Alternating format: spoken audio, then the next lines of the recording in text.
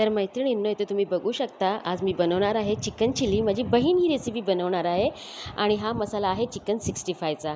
तर तिने तो खास मँगलोरवरून आणलेला आहे आणि त्याच्यामध्ये आम्ही चिकन चिली बनवणार आहे। त्यासाठी पहिला तिने तो मसाला घेतला, जेवढा चिकन आहे तेवढा।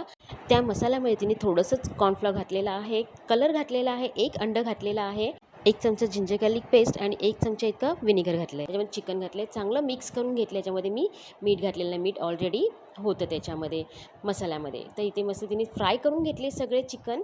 त्याच पॅनमध्ये थोडंसं तेल कमी केलं आणि फोडणीला कढीपत्ता, लसूण आणि मिरची घातली। त्यानंतर कांदा आणि शिमला मिरची घालून परतवून घेतलं, मीठ घालून घेतलं चवीप्रमाणे आणि कॉर्नफ्लॉवर घातलं। ते एकदा परतवून घेतल्याच्या नंतर सोया सॉस आणि केचप घेतलेलं आहे।